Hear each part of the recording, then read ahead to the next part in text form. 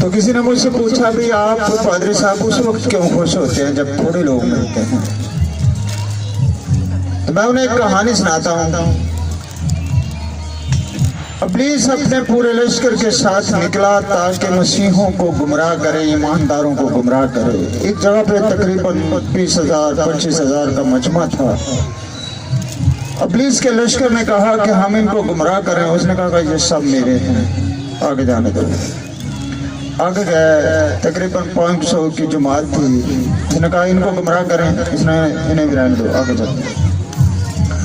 आगे गए, आप जैसे सब लोग जमा थे। उन्होंने कहा अब तो सिर्फ 50-70 हैं, इनको गुमराह करें। कहता है इनमें भी अद्दे मेरे हैं, बस चंद जो हैं वो मसीही हैं, इन्हें भी छोड़ो, आगे चले जाओ। आगे क्या देखते हैं कि 2-3 लोग दुआ में झुके हुए हैं और वो अकेले दुआ कर रहे हैं। कहता है इनको शूट कर दो।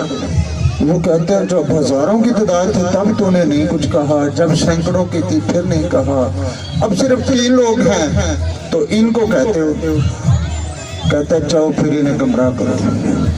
वो आगे बढ़ते हैं। जब आगे बढ़ते हैं तो वो लोग दुआ में लगे हुए हैं। उनकी तरफ से आग का शोला निकलता है और वो पीछे हट जाते हैं, फिर आगे जाते हैं, फिर पीछे आ जाते हैं। वो कहते हैं हम इनको गुमराह कर नहीं सकते। आज भी जो कलाम की बातों को सुनना गवारा नहीं करता वो इब्लीस की गोद में बैठा होता है और वो पहले से ही गुमराह होता है। इसलिए क्योंकि लिखा है ईमान सुनने से पैदा होता है और सुनना मसीह के कलाम से। सो आप कलाम सुनने के लिए तैयार हो या घरेलू बातें करने के लिए? जो कलाम सुनने के लिए तैयार होगा मैं उसे पहचान लूंगा। वो अपना बायां हाथ बुलंद करेगा, मैं देखता हूँ सारे झूठ बोलन रहे हैं, सारे ने सजा चुके हैं, मैं खपा क्या बायां देखा।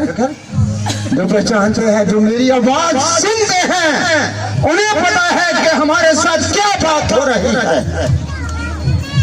हम कान रखते हैं और मुकाशफा के अंदर यही बात लिखी गई है, जिसके कान हो वो सुने के रूह कलीसियों से।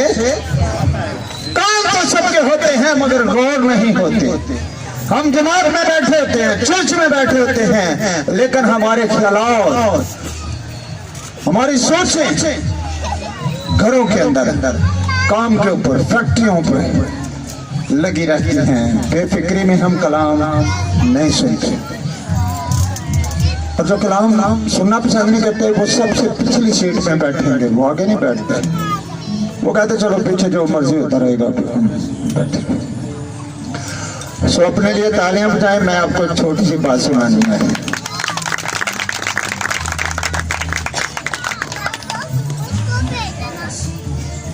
निकालिए भाई ज़बूर 66 निकालिए, उसकी 16वीं आयत मुबारक तलावत करेंगे।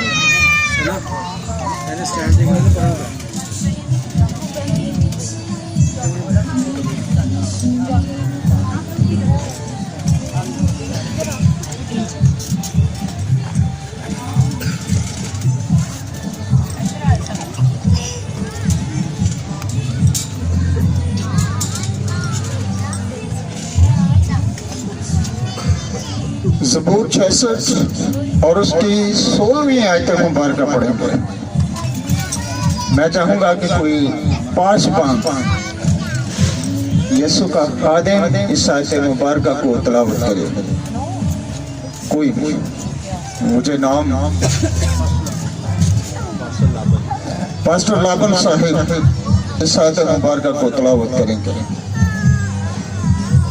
ऐ खुदा से डरने वालों, सब आओ सुनो और मैं बताऊंगा कि उसने मेरी जान के लिए क्या क्या किया है।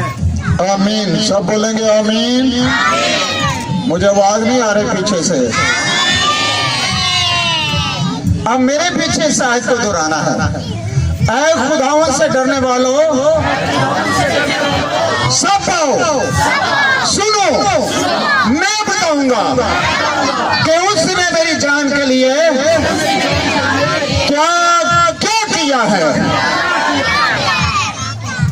ऐ खुदावन से डरने वालों, सब आओ, सुनो, मैं बताऊंगा कि उसने मेरी जान के लिए क्या क्या किया है। सब बोलेंगे हालेलुया। भाई आपको याद आया कि उसने आपकी जान के लिए क्या क्या किया? याद आया? दाऊद को वो याद आ रहा था। और मैं ये कहूंगा कि बेटे वारिस की फैमिली को शायद आप सब ही जानते हैं, लेकिन मैं आपसे ज्यादा जानता हूं। मैं उस वक्त से जानता हूं जब इनके पापा मामा थे, जब ये पुराने गाने में रहते थे। और मैं इस फैमिली को, ये मेरे बच्चे हैं, मैं बड़ी देर से जानता हूं। और मैं ये कहूंगा कि आज ये मेरे बेटे की आवाज है, ये मेरी बेटी की आवाज है।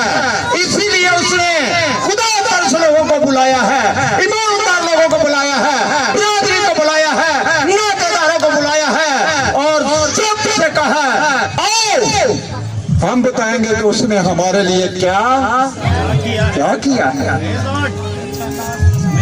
क्या किया? मैंने उन फैमिलियों को देखा, मैंने उन खानदानों को देखो जो मुद्दत मदीद तक एक चीज को तरस रहे होते हैं। वो क्या है? वो है औलाद। वो क्या है? इसलिए उन्होंने कहा है ऐ खुदा से डरने वालों, सब आ जाओ। हम बताएंगे कि यहोवा पाक खुदा ने, यीशु मसीह ने हमारी फैमिली के साथ क्या क्या किया है। ये मुसन्निफ, ये राइटर, ये अपनी जिंदगी की एक तस्वीर खींचता है और अपने पसे मंजर पर नजर दौड़ा रहा होता है, अपने उन ख्यालों में गुम है और वो सबको बताता है। शायद आप इस मुसन्निफ से बड़े गहरे तौर पर वाकफियत रखते हो। मैं आपको एक बात बताने वाला हूं कि जब सामुएल नबी अपने हाथ में तिल का सिंह लिए हुए, सिंह में तिल डाले हुए चल रहा है और सोच रहा है मैं यज्ञ के खानदान में जा रहा हूं।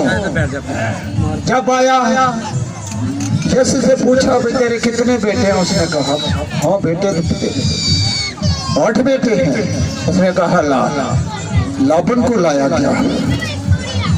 इम्नादाब को लाया क्या? जब सब के सब आए, 7 बेटे आ गए तो खुदा ने ऊपर से आवाज ना दी।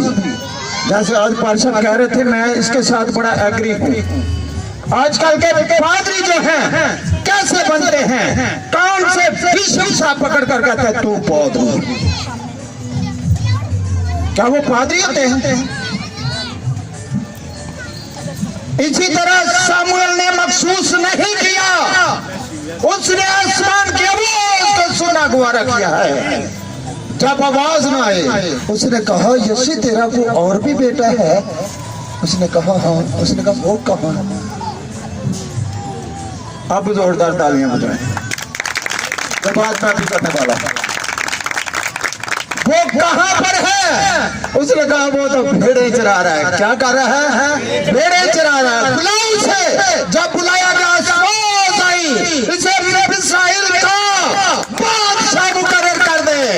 और भेड़ा चारने वाला बंदा इस्राएल का बादशाह, भेड़ा चारने वाला बंदा इस्राएल का बादशाह बन गया। ये फैमिली तितर बितर भेड़ों की तरह पूरा गंदा।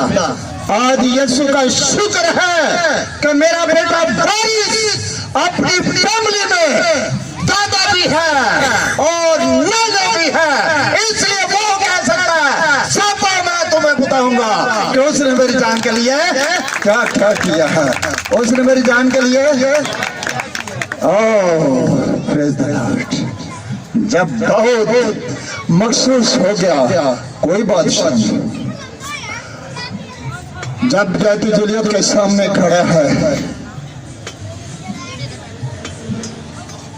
इतना बड़ा सूरमा जात का जूलियत ललकारने वाला, ओ आप सब इस बात से वाकिफ है, इशारा है, वो कह सकता है दोस्त, आओ मैं तुम्हें बताऊंगा उसने मेरी जान के लिए क्या क्या किया है। मैं हैरान हूं कि वो मेरे साथ क्या क्या करता है। थोड़ा ही दिन गुजरे, एक मौजूदा तौर पर मुझे दावत मिली, भाई आपने मेरी कॉन्फ्रेंस हो रही है पासवानों के, वहां पे जाना है। मैंने कहा भाई मैं नहीं जा सकता। कहते क्यों? मैंने कहा भाई मैंने काफी रुपया पैसा खर्च किया, मैं तकरीबन एक माह प्रोग्राम करता रहा हूँ, 7 दिन मैंने सालपुर कन्वेंशन में फ्री लंगर लगाया है, उससे पहले मैंने 2-3 प्रोग्राम किए, मैंने अपनी जो पूरी वो सब लगा दिया, अब मैं नहीं जा सकता। फौरी तौर पर मुझे एक कॉल आई। कॉल में क्या था, वो मेरी छोटी बहू थी। उसने कहा पापा मुझे पता चला आप मरी जा रहे हो। मैंने कहा चाह तो रहा था लेकिन अब नहीं जा रहा। उन्होंने बोला क्या वजह? मैंने कहा मेरे पास पैसा नहीं। उसने कहा जाओ शॉपिंग करो, पैसे मैं दूं। आजकल दिया नुआ ने तुझे छानू दबो, पर मोट साना ये बात है। अभी मैं ये सोच ही रहा था कि क्या करूं। एक मैं शिगिरत थी, बेटी थी, उसने मुझे कॉल की, कहती है अंकल जी आप मरी जा रहे हो। मैं तो मैं जा तो रिया से, पर मेरे को ना कोई इतनी गुंजाइश नहीं, मैं फिर आ गया। कहती है आप मेरे पास आना था, मैंने आना तो था पर अब नहीं। कहती है जल्दी आओ, मेरे पास आपके लिए हदिया है, मैं आपको देना चाहती हूँ। यहाँ तक कि खुदावंद का शुक्र है कि जो आप सोच नहीं सकते खुदा उस काम को करने के लिए तैयार है। मुमकिन हो जाएगा जब आप उससे डरोगे। खुदा से डरने वालों, खौफ खाने वालों, उसके हुक्म पर अमल करने वालों, तुम्हारे लिए मेरे लिए सबके लिए कहानी है। मुझे याद आया वो बात को दाऊद ऐसे नहीं कह रहा। अभी जब साउल को इल्म हो गया कि ये इस्राएल का बादशाह होगा, शमूएल ने इसे महसूस कर दिया है। अब चुपके से उसे अपने घर दावत दी। इधर दाऊद बैठा है, इधर साउल बैठा है। कहता सुना खुदा के मनुष्यों ने जब अपने साथ पर हाथ चलाने शुरू किए, रूहुल कुदस का प्यारा था, खुदा का तख्त लगा हुआ था। शाऊल ने क्या किया? बाला मारा, बाला दीवार को जा लगा, खुदा का मनुष्य बाल बच गया। वो ये कह सकता है खुदा से डरने वाले साफा सुनो, मैं बताऊंगा कि उसने मेरी जान के लिए क्या क्या किया, उसने मेरी फैमिली के लिए क्या क्या किया, ये वो कह सकता। और आज हम जिस बेटे यीशु की खुशी पर हैं, उस बेटे के लिए, इस फैमिली के लिए मैं चंद बातें आप तक शेयर करने वाला हूं। आइए ज़बूर 128 निकालिए, उसकी जरा 30 आयतें मुबारक पढ़िए। जिनके पास बाइबल मुक़द्दस मौजूद है जरा जल्दी से निकालिएगा। ज़बूर 128 और उसकी 30 आयतें मुबारक। जी पढ़िएगा।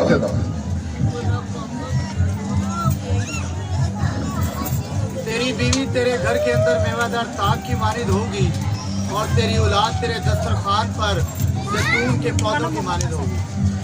बोलिए आमीन।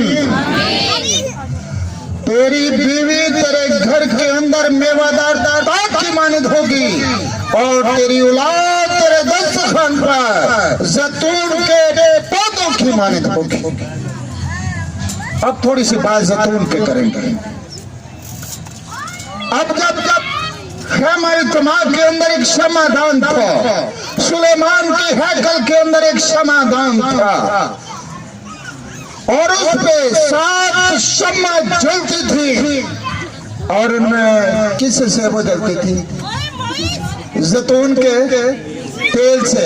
मालूम हुआ कहने का मकसद यह है कि खुदा के घर के अंदर जैतून के तेल की जरूरत है। ओ ईमानदारों, आपकी औलाद जैतून के पौधों की तरह है।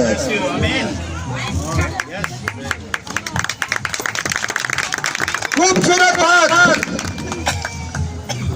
ये जैतून का तेल अगर किसी को दर्द हो लगाया जाए, दर्द जाती रहे। अगर किसी को कमजोरी हो, उसे जैतून का तेल पिलाया जाए, कमजोरी जाती रहे। पर मैं आपको बताऊंगा कि ये जैतून के पौधे होते क्या हैं। जब जैतून होता है तो उसके साथ छोटे छोटे पौधे जो हैं वो बढ़ना शुरू होते हैं। आखिरकार वो उस बड़े पौधे को चारों तरफ से घेरे रहते हैं और वो पौधा जो दरमियान में होता है, जो उनका बाप पैदा होता है, पोते पोतियां उसकी औलाद उसे संभाले हुए है। इसलिए दाऊद ने उसे देखा और कहा, ऐ ईमानदारों, तुम्हारी औलाद जैतून के पौधों की तरह होगी। और अगर आज कोई बेटा बेटी मेरी आवाज सुन रहा है, अपने कामों में नहीं, आखिरी बात मैं करने वाला हूं आपके साथ भाई, अगर कोई जैतून के पौधे की मानद है तो वो जरूर अपने बाप को संभालता है। और जो कोई बाइबल मुकद्दस की आयत मुबारका को सुनता है, क्या बच्चों, अपने माँ बाप की इज्जत करो, अपने माँ बाप की इज्जत करो, ये वाजिब है। और फिर जिस मुल्क में तू है, उस मुल्क में तेरी उम्र दराज हो जाएगी। तेरी उम्र उस मुल्क में दराज हो जाएगी। कितनी हो जाएगी? लंबी हो जाएगी। कितनी उम्र है भाई? सारे दसो। अजकल बंदे की कितनी उम्र है? इन्होंने प्राणियों तो इलावा दसा जाए, क्योंकि अपनी गल लगे नहीं। चलो बैठ जाओ, बैठिए भाई। सब आए हुए मेहमान वेलकम। सब अपनी अपनी जगह बैठ जाए। मैं आखिरी बात करने वाला हूँ, उसके बाद फिर हम सब कुछ करेंगे।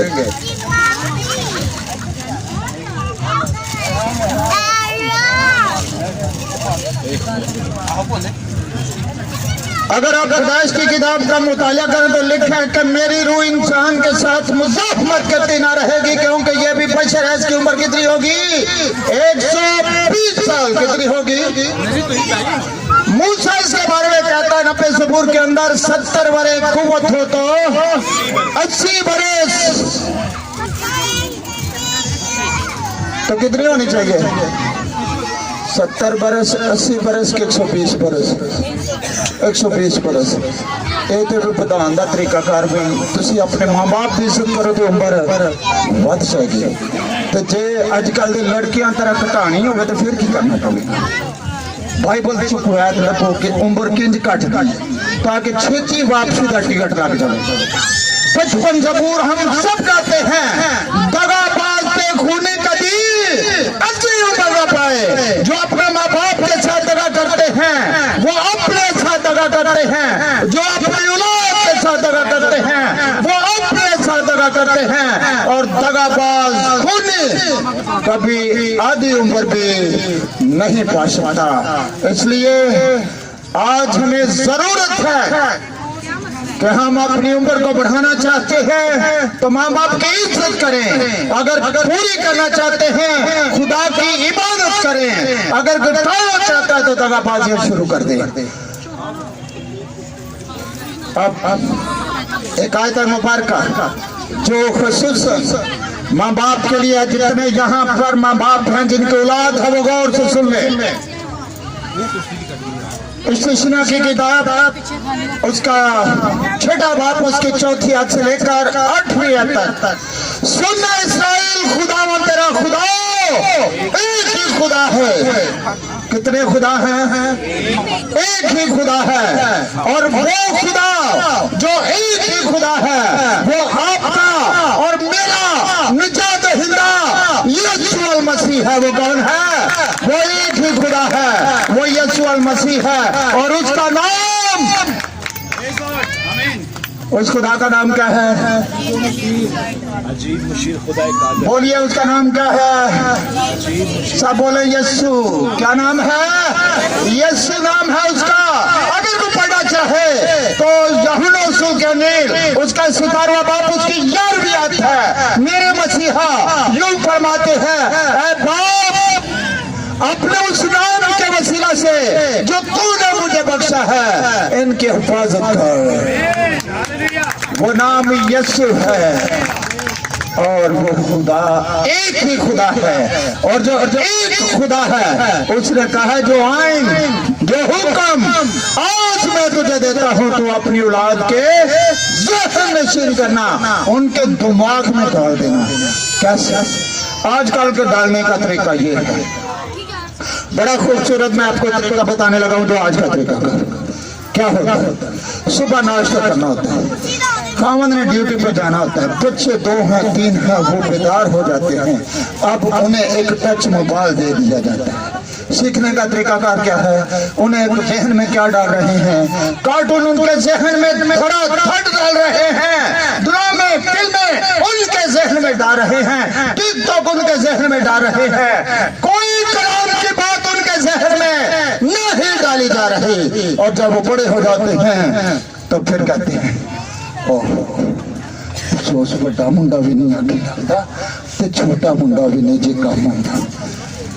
पर हम नहीं सोचते कि मुझे तो हुक्म था कि तूने मेरे हुक्म अपनी औलाद के ज़हन नशीन करने हैं, मैंने कुछ और उनके ज़हन नशीन कर दिया। इसलिए जो माँ बाप हैं वो गौर से सुने कि खुदा के हुक्म, बाइबल मुकद्दस, यीशु का कलाम अपनी औलाद के ज़हन नशीन करें। लिखा तू रात चलते वक्त, उठते वक्त, बैठते वक्त, लेटते वक्त इनका जिक्र किया करना और इन्हीं को अपने फाटकों पर लिखने। क्या जो माँ बाप ऐसा कर रहे हैं वो हाथ उठाएं। जो अपने बच्चों को टिकटॉक देखने के लिए मोबाइल नहीं देते, कोई है? ओ वेरी गुड। 2 3 4 5 6 सब बोले हालेलुया। लिखा कि वो रास्ता खुला है, कुशादा है, जहां से जाने वाले बहुत हैं, लेकिन वो रास्ता सुकड़ा है जो जन्नत को जाता है। उसके पाने वाले बिल्कुल 70-80 की जमात में सिर्फ 3-4 मिले हैं। तो कहा अगर वहां 5 भी हों तो भी सबको छोड़ दिया जाएगा। जोरदार तालियां खुदा का जलाल के लिए, सब बोलेंगे हालेलुया। आज मेरे बच्चों, मैं गुजरनाला से भी 15-20 किलोमीटर दूर हूँ, लेकिन मुझे शायद आप सबकी मोहब्बत ने मजबूर किया तो मैं यहाँ पर मौजूद हूँ। मुझे मेरी बेटी पूछते हैं कि सुबह से कब से आप चले? मैंने कहा सुबह से चले। कहते कहाँ थे? मैंने कहा मैंने 3 ही बात की हैं और फिर मैंने कोशिश किया कि मैं प्रोग्राम पे चला जाऊं। सो खुदावन जो इस्राएल का खुदा है, जो इब्राहिम का खुदा है, जो सब कौमों का रब है, जो उसे नहीं मानते उनका भी वो खुदा है। वो ये फरमाता है, वो ये फरमाता है क्या? ऐ औलाद वालों, अपनी औलाद को गुस्सा ना दिलाओ, चिड़चिड़ापन ना करो। कुछ तू एक काम कर ही नहीं सकता, तेरे को हो ही नहीं सकता, तेरे को फैक्ट्री जान ही नहीं होना। मुंडा चिड़ जाता बड़े प्यार से। खुदा मोहब्बत है, खुदा मोहब्बत है। अपनी औलाद को जरूर समझाएं, जरूर उनके जहन में ये बातें डालें रखे, उनके ख्यालों में सोते वक्त, तुरते वक्त, लेटते वक्त उन्हें सिखाए जरूर, मगर ये बात जरूर याद रखे कि मैंने बड़े प्यार से सिखाना है, मैंने बड़े प्यार से सिखाना है, तब हमारी औलाद जो है वो परवान चढ़ जाएगी। मैं अपनी गवाही फैमिली की शेयर करके आखिर करूंगा। खुदा ने मुझे 4 बेटे दिए, 2 बेटियां दी और मेरे 3 बेटे, एक इवेंजलिस्ट है, 2 पादरी साहब हैं। पादरी सील साहब सबसे छोटे हैं और अभी ये 3rd ईयर के स्टूडेंट हैं, दूसरे मंथ में इनकी भी ग्रेजुएशन हो जाएगी। मेरी 2 बेटियां हैं, एक अभी खिदमत करती है और एक अभी BA की स्टूडेंट है। मेरी वाइफ किन्ने सूट ने भाई, मैं कल आया तो सूट किन्ने लभे ने, एक मेरा तो एक मुझे उन्होंने क्यों दिए हैं ये मैं आपको बताना चाहता हूँ कि मेरी वाइफ जो है वो मेरा दाना कंधा दाया बाजू है और वो मेरे साथ खिदमत में खड़ी है। जहाँ मैं कमजोर हो जाऊं मेरी वाइफ कहती है नहीं, हमने जंगलों में, पहाड़ों में, खतरों में जाकर हमने मुनादी करनी है। आओ मैं तुम्हें बताऊंगा कि उसने मेरी जान के लिए क्या किया है कि मैंने अपनी औलाद को 2-2 घंटे, 3-3 घंटे सिखाया और मेरे भाइयों ने मुझे कहा आहो भाई पादरी तो भाई अंदर लैके बढ़ जाता जी बच्चों तो लंबी भाई क्लास देता जी, उन्होंने तो बाहर भी नहीं निकलन देता। फिर नाइट और मॉर्निंग 2 टाइम हमने प्रेयर करनी होती है और जो प्रेयर में ना आए तो पूरी रिश्तेदारी में, ये मेरी गवाही है, मेरा लेदर का बेल्ट आज भी मशहूर है कि मैं कभी किसी का लिहाज नहीं करता। तो आज खुदावंद का शुक्र है कि मेरी औलाद मेरे साथ खिदमत में खड़ी है और वो हर जगह पे, हम पूरे पाकिस्तान के अंदर खिदमत कर रहे हैं। मेरा बड़ा बेटा आर्मी में पादरी साहब है, छोटा बेटा भी पादरी साहब है और एक मेरा बेटा जो इवेंजलिस्ट है वो यहाँ पर सब उन्हें जानते हैं, वो बहुत ज्यादा खिदमत करता है और खुदावंद का शुक्र है कि वो पूरे पाकिस्तान के अंदर इवेंजलिस्ट करता है। इसी तरह हम सब लोग मिलकर ग्रुपों की सूरत पे, फिर हम बड़े बड़े प्रोग्रामों की सूरत में, मेडिकल कैंप की सूरत में, लंगर की सूरत में, कन्वेंशनों की सूरत में हम खुदा की खिदमत करते हैं। लाहौर वालों में आपको एक बात कहे जाता हूँ कि अगर आपके दिल के अंदर जज्बा हो मसीहत का, अगर आपके दिल के अंदर जज्बा हो मसीहत का, तो आज मेरी बात गौर से सुने, आज ही से अपनी औलाद पर काम करना शुरू कर दो। खुदा आपको पाकिस्तान में ले जाएगा, आपको बरीले मुल्क ले जाएगा। तो अगर आपने अपनी औलाद पे काम ना किया तो आपने शायद मरियम कॉलोनी से कभी बाहर जा नहीं सकते। आओ खुदा से डरने वालों सुनो, मैं बताऊंगा कि उसने मेरी जान के लिए क्या किया है भाई। जिसके लिए यीशु ने कुछ किया है वो अपना दायां हाथ बुलंद करे। मैं देखता हूँ यीशु ने किसी के लिए क्या किया है। मेरा खपात से दायां हाथ बुलंद करे, सब बुलंद करे और उसके साथ बायां भी बुलंद करे, खूब पागरों के लिए लहराए और कहे हालेलुया, हालेलुया, हालेलुया। आखिरी बात, जब तक हम यीशु की बात ना करें हमारे दिल को सुकून नहीं आता। अभी तक मैं तो दुनियावी बातें आप तक शेयर करता रहा। मेरे लिए और आपके लिए, पूरी दुनिया के लिए मेरे और मसीहा ने क्या किया। आओ कभी शेयर किया किसी के साथ कि यीशु ने मेरी जान के लिए क्या किया है। हाँ, वो हमारे लिए मर गया। क्या उसने किया है? बोलिए क्या किया है? हमारे लिए मर गया, हमारे लिए मर गया, वो हमारे लिए जी उठा। हाँ, कोई भी किसी के लिए अपनी जान दे देता है। मैंने तो कई लव मैरिज ऐसे देखे हैं, लड़का लड़की के लिए जान दे देता है, लड़की लड़के के लिए नहर में छलांग लगा देती है। कोई बड़ी बात नहीं, किसी के लिए जान दे देना कोई बड़ी बात नहीं। मगर सबसे जो पावरफुल बात है वो ये है, कोई किसी के गुनाह के बोझ को उठा नहीं सकता। यह मसीहा का काम है। इसलिए हम कह सकते हैं, आओ हम बताएंगे कि उसने हमारी जान के लिए क्या क्या किया।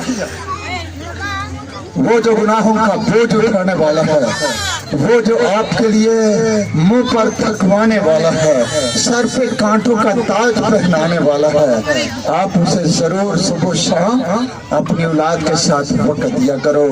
और जब मैं दोबारा निशात कॉलोनी में आऊंगा तो आप जरूर गवाही देंगे कि हमारी नाइट प्रेयर और मॉर्निंग प्रेयर के शौक से हमारी फैमिली में क्या क्या हुआ, क्या हुआ है। खुदावंद आज के कलाम के वसीला से आप सबको ढेरों बरकतों से माला माल करे। God bless you all. Nishat colony, Mariam colony, खुदावंद आपके साथ रहे। ओके।